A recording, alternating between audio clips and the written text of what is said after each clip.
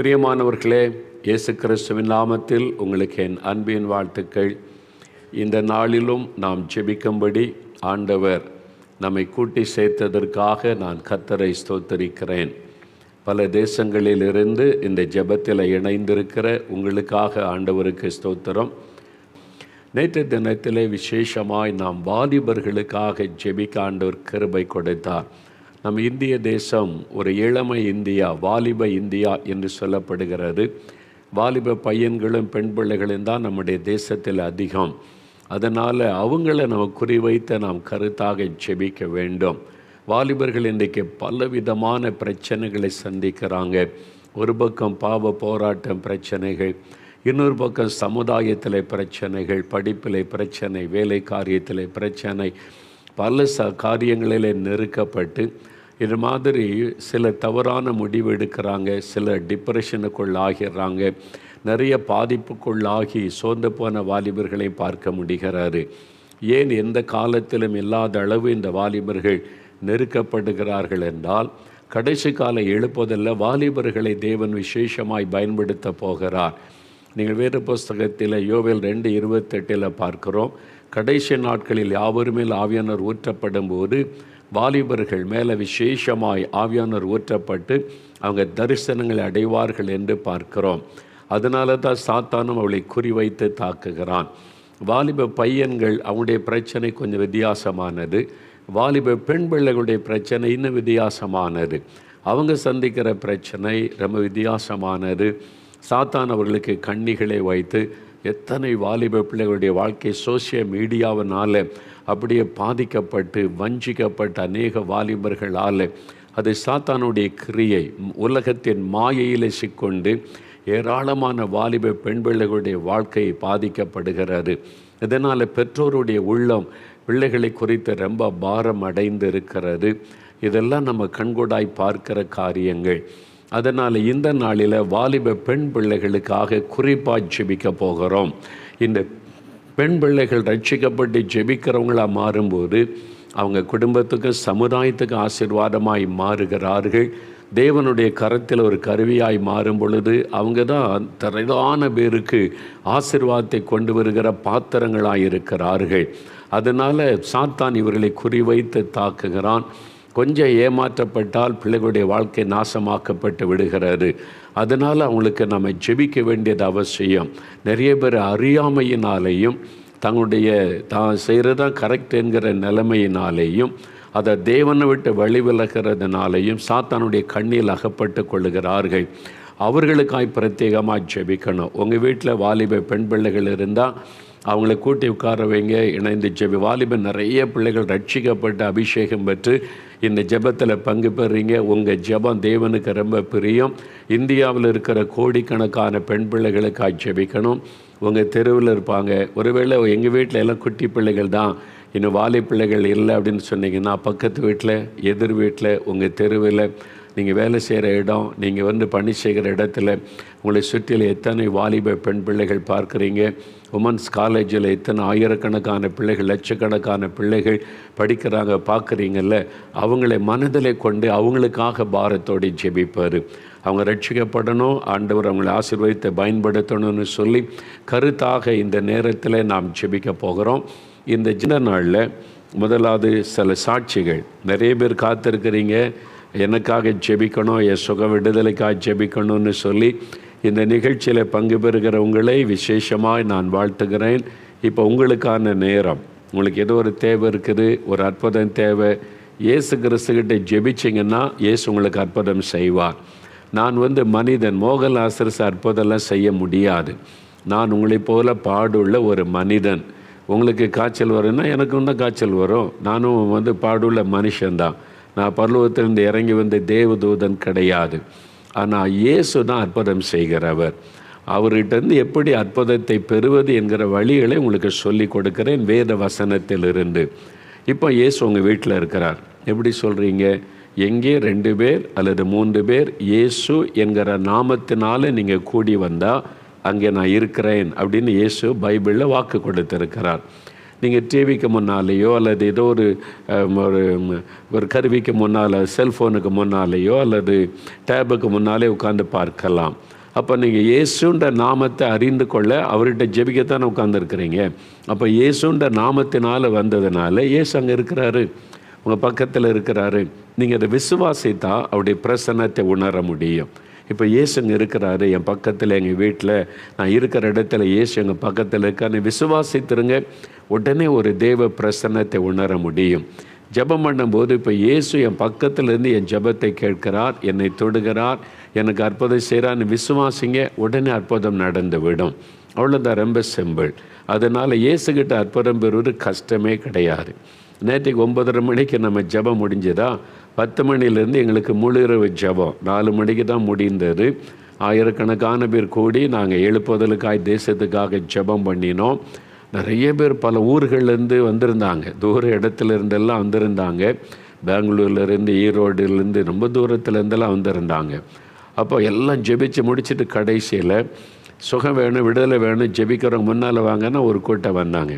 நான் சொன்னேன், நீங்களே ஜெபிக்கணும், இயேசு அற்புதம் செய்வார், நான் ஜெபிக்க மாட்டேன்னு. அவங்களே ஜெபிச்சாங்க. முன்னால் நின்று ஒரு 5 நிமிஷம் தான் ஜெபம் பண்ணாங்க. பலத்த அற்புதம். நிறைய பேர் வந்து சாட்சி, எனக்கு சுகமாயிற்று, என் வியாதி மறைஞ்சிட்டு, இப்போ என்னால் நடக்க முடியுது, இந்த வியாதியோடு வந்து சுகமாயிட்டேன். பலர் அவருடைய எக்ஸைட்மெண்ட்டோடு சொன்னாங்க. ரொம்ப சிம்பிள். இயேசுகிட்ட இந்த அற்புதம் பெறுவார், கஷ்டம்லாம் கிடையாது. நீங்கள் நடக்கணும், ஊரலணும், பரளணும், கஷ்டப்படணும், அப்புறம் ஆண்டு அப்படிலாம் கிடையாதுங்க. விசுவாசித்து இயேசுவே என்னை தொடுங்க அப்படின்னு ஜெபிச்சா உடனே அற்புதம் நடந்து விடும். அவ்வளோதான், ரொம்ப சிம்பிளாக பெற்றுக்கொள்ளலாம். இப்போ இயேசு உங்கள் பக்கத்தில் இருக்கிறார். என்ன அற்புதம் செய்வார்? எல்லா விதம். உங்களுக்கு என்ன தேவை? சுகம் வேணுமா? கற்பத்தின் கனியா? பாவத்திலேருந்து விடுதலையா? நிம்மதி சமாதானமா? பிசாசு கட்டில் இந்த எல்லாத்துக்குமே ஒரே இயேசு தான். இதுக்கு இந்த இயேசு, அதுக்கு அந்த இயேசு, அதுக்கு அப்படிலாம் கிடையாது. ஒரே இயேசு, நமக்காக சிலுவையில் ரத்தம் சிந்தி மரித்து உயிர்த்தெழுந்த இயேசு இப்போ உங்கள் பக்கத்தில் இருக்கிறார். சில சாட்சிகளை நான் வாசித்தா நீங்கள் அற்புதங்களை பெற்றுக்கொள்வது குறித்த விசுவாசம் உங்களுக்கு உண்டாகும். சரியா? வேகமாக நான் வாசிக்கிறேன். அந்த சாட்சிகளை பார்த்த பிறகு ஜெபிக்க போகிற 5 நிமிஷம் நீங்கள் அற்புதம் பெற போகிறீங்க. காத்திருங்க. இன்றைக்கு உங்களுக்கு சுகம் உண்டாக போது, விடுதலை, அற்புதம் உங்கள் குடும்பத்தில் உங்களுக்கு நடக்க போகிறது. விசுவாசத்தோடு காத்திருங்க. இப்போ இயேசு செய்த சில அற்புதங்களை பாருங்களேன். மதுரையிலிருந்து ஹெப்சிபா என்கிற ஒரு மகள், ஒரு சகோதரி எழுதியிருக்கிறாங்க. அவங்களுடைய அனுபவத்தை கேட்கலாமா? நான் இயேசுவை அறியாத குடும்பத்தில் பிறந்து இயேசுவை ஏற்றுக்கொண்டு 19 வருடங்கள் ஆகிறது. ஆரம்ப காலத்தில் இயேசுவிடம் அதிகமாக அன்பு கொண்டிருந்தேன். நாளடைவில் நண்பர்கள், என் வேலை மற்றும் உலக ஆசீர்வாதத்திற்கு அதிக முக்கியத்துவம் கொடுத்து முதல் இடத்தில் இருந்த இயேசு என் வாழ்க்கையில் கடைசி இடத்திற்கு மாறினார். ஆரம்பத்தில் முதலிடம் இயேசு கொடுப்போம். நாட்கள் போக போக உலகம், நண்பர்கள் அப்படி வர வர இயேசுக்கு கடைசி இடம். அவங்க அனுபவத்தை அப்படியே சொல்லியிருக்கிறாங்க. ஜெபிக்கலாமாக நிகழ்ச்சி ஆரம்பித்த போது கூட அதை பார்க்க எனக்கு விருப்பம் இல்லை. அந்த நிலையில்தான் 2021 வருடத்தில் செப்டம்பர் மாதத்தில் எனக்கு தலைவலியும் உடம்பு வலிகள் ஆரம்பித்தது. இரவில் என்னால் தூங்கவே முடியாது, இனி வாழவே முடியாது என்கிற பயம் எனக்குள் வர ஆரம்பித்தது. இப்படியாக 7 மாதங்கள் இந்த கஷ்டத்தில் இருந்தேன். இந்த நிலையில்தான் சாபத்தை குறித்து இந்த வருடம் ஏப்ரல் மாதத்தில் 2ஆம் தேதி நீங்கள் அநேக காரியங்களை குறித்து பேசினீர்கள். கடந்த வாரத்தில் பேசினால 2 வாரமாக. குறிப்பாக தேவனுக்கு கொடுக்க வேண்டிய நேரத்தை கொடுக்காமல் உலக காரியத்திற்கு அதிக முக்கியத்துவம் கொடுக்கும்போது சாபங்கள் வரும் என்று கூறினீர்கள். அதாவது ஆண்டவருடைய இடத்தை வேறு எதுக்கும் கொடுக்கக்கூடாது. எனக்கு இயேசு தான் முக்கியம், இல்லை எனக்கு குடும்பம் தான் முக்கியம், பிஸ்னஸ் தான் முக்கியம், வேலை தான் முக்கியம்னா அது சாபமாகிவிடும், அது விக்கிரகம். எல்லாம் 2வது. இயேசு என்ன சொல்கிறார்? என்னை காட்டிலும் தன்னுடைய பெற்றோரையாவது, தாய், தகப்பன், மனைவி, கணவர், பிள்ளைகளை நேசிக்கிறவன் எனக்கு பாத்திரன் அல்ல. முதல்ல இயேசு, அப்புறம்தான் எல்லாருமே. அந்த மாதிரி ஒரு வாழ பழகிக்கொள்ளணும். பாருங்கள், அப்பொழுது சாபங்கள் வரும் என்று கூறினீர்கள். அப்பொழுது தான் நான் மனம் உடைந்து இயேசுவை முதன்மையாக வைக்க வேண்டிய இடத்தில் உலகத்தை வைத்ததை நினைத்து மனமுடைந்து ஜெபித்தேன். இனி வேதத்தை வாசித்து உண்மையாய் ஜெபம் செய்வேன் என்று என்னை ஒப்பு கொடுத்தேன். அதன் பிறகு எனக்குள் சந்தோஷம், சமாதானம் வந்தது. 7 மாதமாக இருந்த தலைவலி இப்பொழுது இல்லை. எனக்குள் இருந்த பயமும் என்னை விட்டு நீங்கியது. இப்பொழுது இயேசுவுக்கு தான் முதல் இடம் கொடுக்கிறேன். தினமும் காலையிலும் இரவிலும் 1 மணி நேரத்திற்கு மேலாக தேசத்திற்காகவும் மற்றவர்களுக்காகவும் ஜெபிக்கிறேன். வேலை செய்யும் இடத்தில் மதிய வேளையிலும் நான் வேதம் வாசிக்கிறேன். என்னை நேசித்து என் தவறை எனக்கு சுட்டி காண்பித்து எல்லா சாபங்களுக்கும் விலக்கி காத்து கொண்ட இயேசுவுக்கு நன்றி. பாருங்கள், இவங்க பின்மாற்றத்தில் ஆயிட்டாங்க. இயேசுவை ஏற்றுக்கொண்டு அவர் வாழ்ந்தவங்க இயேசு விட்டு கொஞ்சம் கொஞ்சமாக பின்மாற்றம். இது நமக்கே தெரியாமல் கொஞ்சம் கொஞ்சமாக நடைபெற்று விட சாத்தான் அப்படியே வழிவலக பண்ணிடுவான். இப்போ அதனால் சரீரத்தில் வியாதி, மரண பயம். அதனால் பாருங்கள், மறுபடியும் இயேசுக்குள்ளே தன்னை அர்ப்பணித்து கொண்டாங்க. இன்றைக்கி கர்த்தர் யார் கூடயே பேசுகிறார். நீங்கள் பின்வாங்கி போயிட்டீங்கல்ல, முதல்ல இயேசு இயேசு இயேசு அவருக்கு முதலிடம். இப்போ ஆண்டவருக்கு இல்லை முதலிடம். உலக ஆசை, ஆடம்பரம், என்னுடைய மனைவி, என்னுடைய கணவர், என் பிள்ளை, இவங்க தான் எனக்கு உயிர், இவங்க தான் எல்லாம். அவங்கெல்லாம் உங்களை விட்டு ஒரு நாள் போயிடுவாங்க. இயேசு மட்டும்தான் நிலையானவர். முதலிடம் இயேசு கொடுங்க. குடும்பம் இதெல்லாம் நேசிக்கணும், அதெல்லாம் உண்மைதான். ஆனால் இயேசுக்கு மேலே யாருக்கும் நீங்கள் இடம் கொடுத்தீங்கன்னா அது சாபத்தை கொண்டு வந்து விடும். அவருக்கு தான் முதலிடம். அவர் என்ன சொல்கிறாருன்னு தான் முதலிடம் கொடுக்கணும். சரியா? சகோதரர் ஜான் குமார், எம் கல்லுப்பட்டி, மதுரை. இவங்களுக்கு என்ன நடந்து பாருங்கள். நன்றாக இருந்த எனக்கு திடீரென என் 2 கால்களும் வீங்கி கொண்டது. மருத்துவரிடம் காண்பித்து எல்லா பரிசோதனையும் மேற்கொண்டதில் சிறுநீரகத்திலும் இருதயத்திலும் பாதிப்பு இருப்பதாக கண்டுபிடித்து சொன்னார்கள். மறுபரிசோதனைக்கு வர சொல்லி நேரம் கொடுத்திருந்தார்கள்.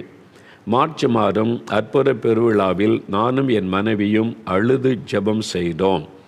ஒவ்வொரு மாதமும் முதல் ஞாயிற்றுக்கிழமை அற்புத பெருவிழா நேரடியாக நம்ம இந்த நிகழ்ச்சியில் நடத்துகிறோம். அதில் அவங்க ஒப்பு கொடுத்து ஜெபித்தார்கள். மறுபரிசோதனைக்கு நான் மருத்துவமனை சென்றபோது என் இருதயத்திலும் சிறுநீரகத்திலும் எந்த பாதிப்பும் இல்லை என்று மருத்துவர்கள் சொல்லிவிட்டார்கள். என் கால் வீக்கம் குறைந்து நான் நன்றாகிவிட்டேன், சுகமாக இருக்கிறேன். மேலும் கடந்த வாரங்களில் நீங்கள் கொடுத்த தேவ செய்தியில் சாபத்தை குறித்து அதிகமாய் பேசினீர்கள். என் வீட்டில் என் அப்பா, சகோதரர் மற்றும் என் அம்மா நன்றாக இருக்கும்போது குறைந்த வயதில் இறந்து போனார்கள்.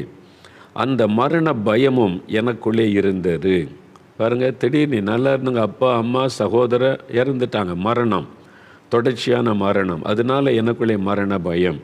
நீங்கள் சாபத்தை குறித்து பேசிய போது என் குடும்ப சாபத்தையும் எனக்கு ஆண்டவர் உணர்த்தி படமாக அதை விளக்கி காண்பித்தது போல இருந்தது. நானும் ஒவ்வொன்றாக அவைகளை அறிக்கை செய்து ஒப்பு கொடுத்து மன்னிப்பு கேட்டேன். ஜெபத்திற்கு பிறகு எனக்குள்ளே விடுதலையை உணர்ந்தேன். மனம் சமாதானமாக இருந்தது. உண்மையில் நீங்கள் கொடுத்த தேவ செய்தி என் குடும்பத்தை சாபத்திலிருந்து மீட்டு எடுத்ததை உணர்ந்தேன். நாங்கள் தெரிந்து கொள்ள வேண்டியதை உங்கள் மூலமாக இயேசு எங்களுடன் பேசுவதற்காக இயேசுவுக்கு நன்றி. பார்த்தீங்களா? வியாதியிலிருந்து சுகம், kidney problem, heart problem, doctors confirm பண்ணிட்டாங்க. கண்ணீரோடு ஜெபிச்சாங்க. 2லேயும் ஆண்டவர் சுகம் கொடுத்துட்டார். இன்றைக்கி கிட்னி பாதிச்சுட்டு, இருதயம் பாதிச்சுட்டு, லங்ஸு, லிவர், கர்ப்பப்பை பாதிச்சுட்டு அப்படின்னு டாக்டர்ஸ் சொல்கிறாங்க. நீ பயப்படாதங்க. இன்றைக்கு நீங்கள் ஜெபிங்க, இன்றைக்கு உங்களுக்கு விடுதலை. அதே டாக்டர் சொல்லுவாங்க யூ ஆர் நார்மல், எல்லாம் சரியாயிட்டுன்னு சொல்லுவாங்க. சரியா? சாபம் உங்கள் குடும்பத்தை தொடர்ந்து வரலாம். இயேசு சிலுவையிலே நமக்காக சாபமானார். அவருடைய இரத்தம் தான் சாபத்திலிருந்து விடுதலை கொடுக்க முடியும். ஆண்டவரே, முடியும் இரத்தத்தின் வல்லமினால் சாப கட்டுகள் என் குடும்பத்தை விட்டு விலகட்டும்னு ஜெபம் பண்ணுங்க. இன்றைக்கு ஒரு விடுதலை. அடுத்து சகோதரி ஜெனிஃபர், பெங்களூரில் இருந்து அவங்க ஒரு அனுபவம் எழுதியிருக்கிறாங்க பாருங்கள். நாங்கள் ரோமன் கத்தோலிக்க திருச்சபையை சேர்ந்தவர்கள். என் கணவர் சுமார் 10 வருடங்களுக்கு மேலாக பில்லிசூனிய பிரச்சனையினால் அவதிப்பட்டு வந்தார். எதற்கெடுத்தாலும் கோபப்படுவார். இரவு நேரத்தில் சரியாக தூங்க மாட்டார். உங்களுடைய ஜெபிக்கலாமாக நிகழ்ச்சியை பார்க்க ஆரம்பித்த பிறகுதான் ஜெபம் என்பதை தெரிந்து கொண்டு ஜெபம் செய்ய ஆரம்பித்தோம்.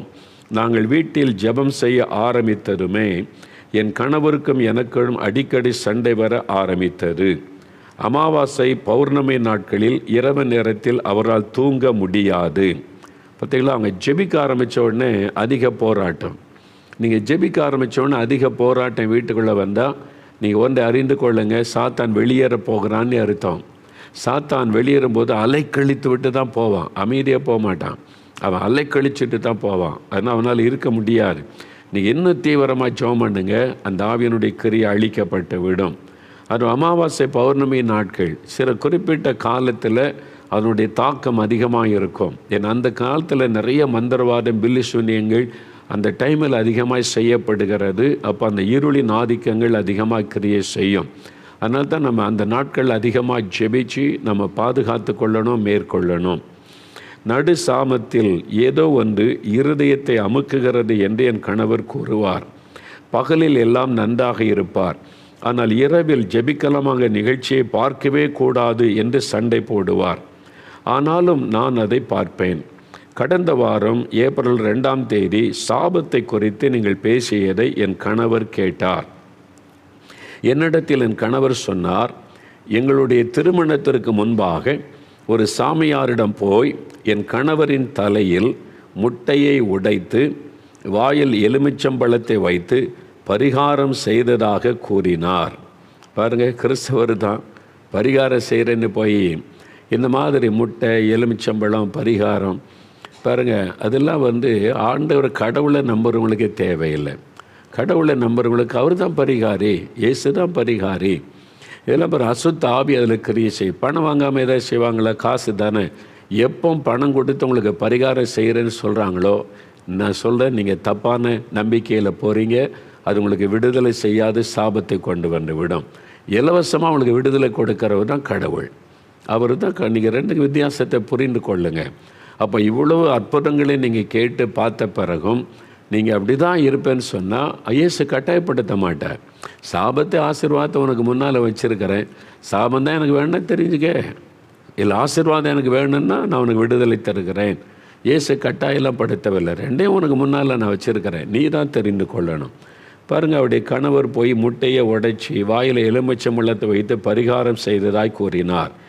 அது தவறு என்று உணர்ந்து அந்த ஜெப நேரத்தில், போன வாரம் உங்களுடைய ஜெப நேரத்தில் நானும் என் கணவரும் சாமியாரிடம் செய்த பரிகார பாவத்தை மன்னியுங்கள் ஏசப்பா என்று ஒப்பு கொடுத்து ஜெபித்தோம். பார்த்தீங்களா, மனம் திரும்பி ஒப்பு கொடுக்குறாங்க. அப்போ என்ன நடக்கு பாருங்கள், அதான் பாருங்கள். அப்படி ஒப்பு கொடுத்த உடனே அந்த நேரத்தில் என் கணவர் அலறி கொண்டு கீழே மயங்கி விழுந்தார். வீட்டில் டிவிக்கு முன்னால் உட்காந்துருக்குறாங்க. இது மாதிரி பரிகாரம் செய்தது, சாமியார்கிட்ட போய் முட்டை எலுமிச்சம்பழம் வச்சு பரிகாரம் செய்தது ஒரு கிறிஸ்தவராக இருந்து செய்யலாமான பாவம் இப்போ தான் உணர்றாங்க. அந்த ஆவி அவருக்குள்ளே வந்துட்டு, பார்த்தீங்களா, அந்த ஆவி அதுதான் ஒரு கோபம், எரிச்சல், அவர் தூங்க விடலை, அந்த ஆவியினுடைய தாக்கம். இப்போ அந்த ஆவி அலறுது. இப்போ ஒப்பு கொடுத்து மனம் திரும்பி ஒப்பு கொடுத்த உடனே டிவிக்கு முன்னால் அவர் மயங்கி கீழே விழுந்து விட்டார். அவர் கீழே விழும்போது, அப்படி மயங்கி கீழே விழும்போது, நான் ஒரு சாபம், இனிமேல் இங்கே இருக்க மாட்டேன் என்று அலறினார். அந்த ஆவி அவருக்குள்ள இந்த ஆவி எப்படி சத்தம் போட்டு பாருங்க, நான் ஒரு சாபம், இனிமேல் இங்கே இருக்க மாட்டேன். இயேசுன்ற பேரை சொன்ன உடனே அந்த சாபம் விலகுகிறது. சாபத்தில் கிரியை செய்கிற ஆவி. உங்கள் குடும்பத்தில் ஒரு சாபம் வந்துட்டா சாத்தான் அதை வைத்து உள்ளே நுழைஞ்சிருவான். அதன் மூலமாக உங்களுடைய குடும்பத்தையே பாழாக்கி விடுவான். ஒரு சாபம் தொடர்ந்து வந்தால் அந்த சாபத்தை வைத்து பிசாசு உள்ளே நுழைந்து எல்லா ஆசீர்வாதத்தையும் பாழாக்கி விடுவான். அதிலிருந்து விடுதலை பெற்றுக்கொள்ள வேண்டியது அவசியம். அதன் பிறகு அந்த இரவில் என் கணவர் நன்றாக தூங்கினார். இப்பொழுது தினமும் காலையும் மாலையும் தேசத்திற்காக மற்றவர்களுக்காக ஜெபிக்கிறோம். இரவிலும் ஜெபிக்கிறோம், குடும்ப ஜெபம் செய்கிறோம். என் கணவரின் 10 வருட பில்லிசூனிய கட்டு விலகி, சாபம் விலகி, இப்பொழுது குடும்பமாய் சமாதானமாய் சந்தோஷமாய் இப்போ தான் கிறிஸ்தவர்களாய் வாழ்ந்து வருகிறோம். எங்களுக்கு விடுதலை கொடுத்த இயேசுவுக்கு நன்றி. இதே மாதிரி நிறைய கிறிஸ்தவ குடும்பம் கூட சாபத்தில் இருக்குது. அதனால தான் திரும்ப திரும்ப சொல்கிறோம், சிலர் இன்னும் உணர்வு இல்லாமல் இருக்கிறீங்க. ஒழுங்காக மனம் திரும்பி ஒப்பு கொடுத்தா சாபத்திலிருந்து விடுதலை. இல்லை நாங்கள் அப்படி தான் இருப்போம்னா ஒரு நாள் அந்த சாபத்தினுடைய காரியம் வெளிப்படும் போது உங்களுடைய குடும்பத்தில் பயங்கரங்கள் நடந்து விடும். சடுதி மரணம் சம்பவிச்சிடும். சடுதியான ஆபத்து வந்து எல்லாம் நொறுங்கி போயிடும். அப்படியே எவ்வளோ பெரிய இடத்துல இருந்தவங்களாம் ஒரு நாளில் அப்படியே ஓட்டாண்டி ஆக்கப்பட்டு விடுகிறாங்க. ஆண்டவர் மனம் திரும்ப வாய்ப்பு கொடுக்கும்போது, அதான் சொல்கிறேன், ஊழியத்தில் இருந்து கொண்டு ஆண்டவரை துக்கப்படுத்துகிறவங்க சாபம். நல்லா அறிந்து கொள்ளுங்க. மனிதரை ஏமாற்றலாம், ஆண்டவரை ஏமாற்ற முடியாது. அது மாதிரி இந்த போலிகள் ஏமாற்றுகிறதெல்லாம் சாபம், உடைய குடும்பத்துக்கே சாபம். ஒரு நாள் அந்த வல்லமை வெளிப்படும். சபையில் போய் அரசியல் பண்ணுறது, அதட்டுறது, நாட்டாங்கம் பண்ணுறது, சபையின் ஆசீர்வாதத்துக்கு சாட்சிக்கு இடைஞ்சல் உண்டாக்கி அவமானத்தை கொண்டு வர்றவங்க, ஊழியக்காரனாக இருந்தால் கூட நான் சொல்கிறேன், பிஷப்பாக இருக்கட்டும், அவங்க வந்து மாடரேட்டராக இருக்கட்டும், சாபம் உடைய குடும்பத்தை அழிச்சிரும்.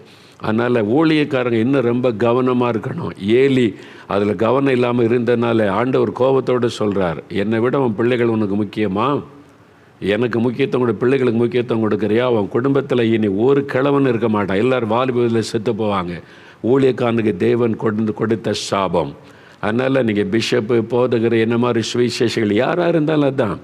இயேசுக்கு அவமானத்தை கொடுத்துட்டு இஷ்டம் போல் நீங்கள் பணத்துக்கும் புகழுக்கும் ஏமாற்றுதலுக்கும் பதவி, அது அதிகாரம் நினச்சிங்களா, சாபம் உங்களுடைய குடும்பத்தை தொடர்ந்து விடும். நாசமாக போயிடுவீங்க. ஒழுங்காக மனம் திரும்பி ஒப்பு கொடுத்து தாழ்த்தி வராட்ட ஏலி கேயாசி ஊழியக்காரன் உடைய வாழ்க்கையில் நடந்துடும். இப்போ நிறைய பேர் முடக்கப்பட்டு இருந்தாலும் நிறைய பேருக்கு உணர்வு வரமாட்டேங்குது. அரசியல் பண்ண நிறைய பேர் இன்றைக்கி முடக்கப்பட்டு அவமானப்பட்டு கிடக்கிறாங்க. தெரியுமா உங்களுக்கு? தெரியும். ஆனாலும் இருதயத்தை கடினப்படுத்துறாரு. தயவுசெய்து பெண்கள் அவங்க வீட்டு ஆண்களுக்கு எச்சரிப்பு கொடுங்க. நீங்கள் இப்போ அரசியல் பண்ணால் நீங்கள் எல்லாம் போக வேண்டாம்னு சொல்லுங்கள், உங்களுக்கு எல்லாம் தேவையில்லைன்னு சொல்லுங்கள். சாபத்தை தேடி வைக்கிறாங்கன்னு அர்த்தம். அதனால் இந்த சாபத்தினுடைய விளைவு எத்தனை குடும்பங்களை பாதிச்சிருக்குது.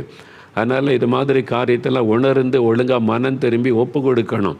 தேவன் இதெல்லாம் ஒரு டைம் கொடுக்குறார், மனம் திரும்ப ஒரு வாய்ப்பு தருகிறார். இதை பயன்படுத்தாட்டா அவ்வளவுதான். எருசலேமுக்கு வாய்ப்பு கொடுத்தார், கண்ணீர் விட்டு அழுதார். அவங்க திமிராக நின்னாங்க. கிபி 70 எருசலேமில் ரத்த ஆறு ஓடினது. லட்சக்கணக்கான யூதர்கள் சிலுவையில் அறைந்து கொல்லப்பட்டு, குழந்தைகள் கொல்லப்பட்டு, சாபத்தினால் அந்த பட்டணமே கர்த்தர் உண்டாக்கின பட்டணம்தான், கர்த்தர் கட்டி கொடுத்த தேவாலயம் தான் நாசமாய் போய்விட்டார். இதெல்லாம் சரித்திரம், நீ அறிந்து கொள்ளுங்க. அதனால் யாராக இருந்தாலும் அதுதான். ஆண்டவருக்கு அவமானத்தை கொண்டு வராமல் ஒப்பு கொடுத்து நல்ல ஜெபம் செய்யுங்க, சரியா? அடுத்து இன்னொரு சாட்சி பாருங்கள். நாகர்கோயிலிருந்து சகோதரி விமலா அவங்க, நான் ரோமன் கத்தோலிக்க திருச்சபை சார்ந்த பெண். என் இரத்தத்தில் ஹீமோகுளோபின் அளவு மிகவும் குறைந்து இரத்த சோகை நோயினால் மிகவும் பாதிக்கப்பட்டு இருந்தேன். இரத்தம் ஏற்றினாலும் கூட இரத்த போக்கின் மூலமாக என் இரத்தம் வெளியேறிவிடும். கிட்டத்தட்ட 20 லட்சம் ரூபாய்க்கு மேல் செலவு செய்தும் பலன் இல்லாமல் போனது. எனக்கு வந்திருந்த நோய் குறை பிறப்பு இரத்த சோகை. அப்படி ஒரு நோய் அவங்க சொல்லியிருக்கிறாங்க, குறை பிறப்பு இரத்த சோகை. இதை குணமாக்க முடியாமல் பணம் முழுவதையும் செலவு செய்து வந்தோம். கடந்த பிப்ரவரி மாதம் திறப்பின் வாசல் ஜெபத்திற்கு 4 மாவடிக்கு வந்தோம். நான் உள்ளே நுழையும் போதே ஒரு தேவ பிரசன்னத்தை உணர்ந்தேன். அன்றைக்கு கேன்சர் நோயினால் பாதிக்கப்பட்டு இருந்தவர்களின் பெயர் பட்டியலை வாசித்து நீங்கள் ஜெபித்தீர்கள். என் பெயரையும் ஜெபிப்பதற்காக எழுதி கொடுத்து இருந்தேன். என் பெயரையும் நீங்கள் வாசித்த போது என்னுடைய எல்லா பாவங்களையும் அறிக்கையிட்டு ஜெபித்து வீட்டிற்கு வந்தேன். பெரிய ஆச்சரியம், அன்றைய தினத்திலிருந்து எனக்கு எந்த ஒரு பிரச்சனையும் இல்லை. நன்றாக சாப்பிட ஆரம்பித்தேன். இரத்த போக்கும் நின்று விட்டது.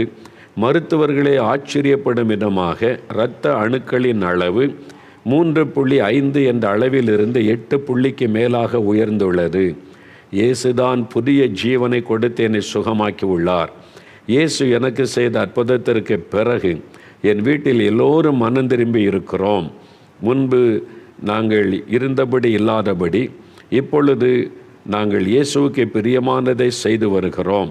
உங்களுடைய நிகழ்ச்சியை பார்த்து தான் ஜெபிக்க கற்றுக்கொண்டு தேசத்திற்காகவும் மற்றவர்களுக்கும் தொடர்ந்து ஜெபித்து வருகிறோம். முழு குடும்பத்தை ரட்சித்த இயேசுவுக்கு நன்றி.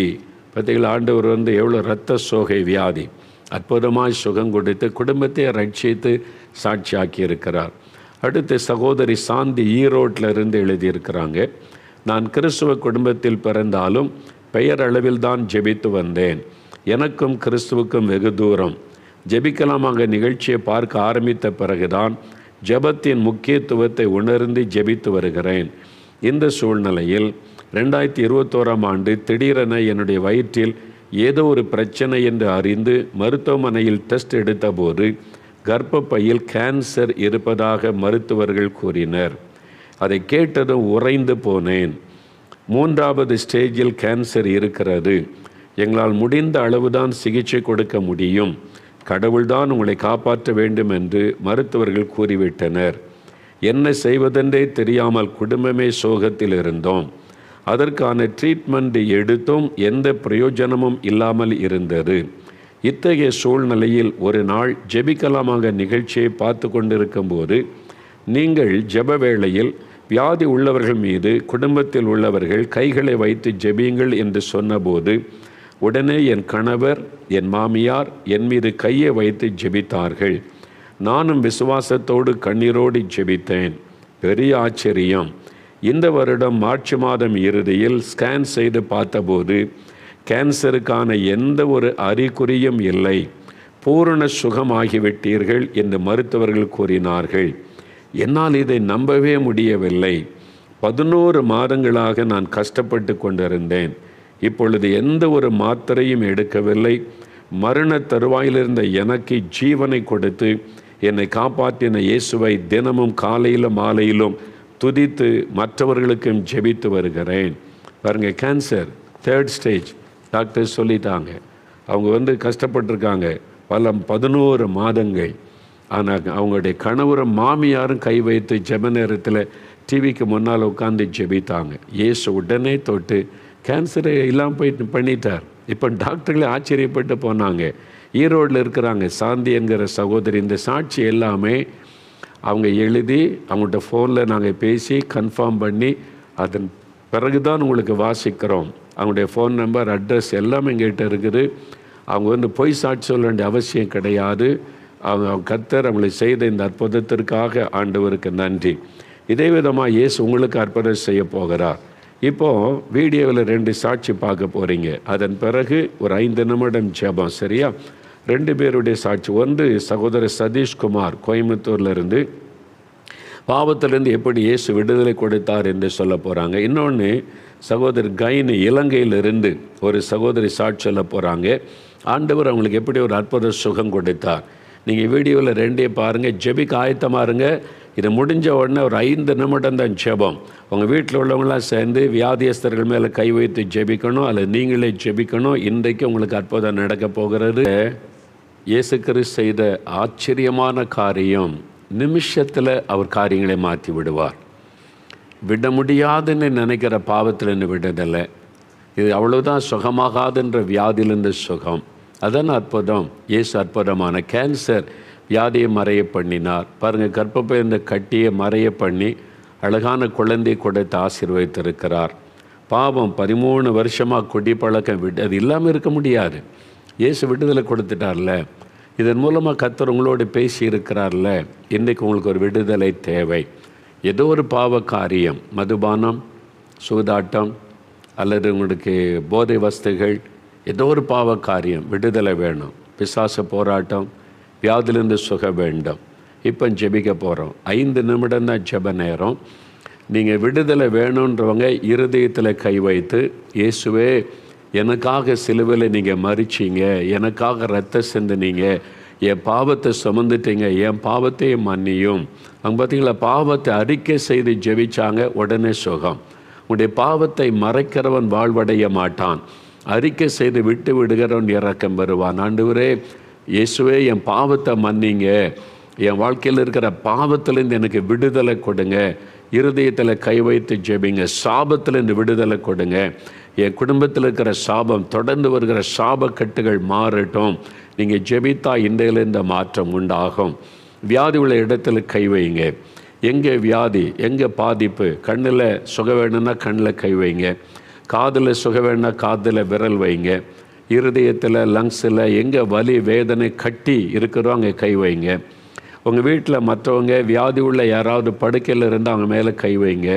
வியாதிப்பட்ட குழந்தைகள் மேலே நீங்கள் கை வைத்து இயேசுவே தொடுங்க, இயேசுவே சுகம் கொடுங்க, இயேசுவின் நாமத்தில் இந்த வியாதி மறையட்டும், இயேசுவின் நாமத்தில் விடுதலை உண்டாகட்டும், அப்படி சொல்லி ஜெபிக்கணும். சரியா?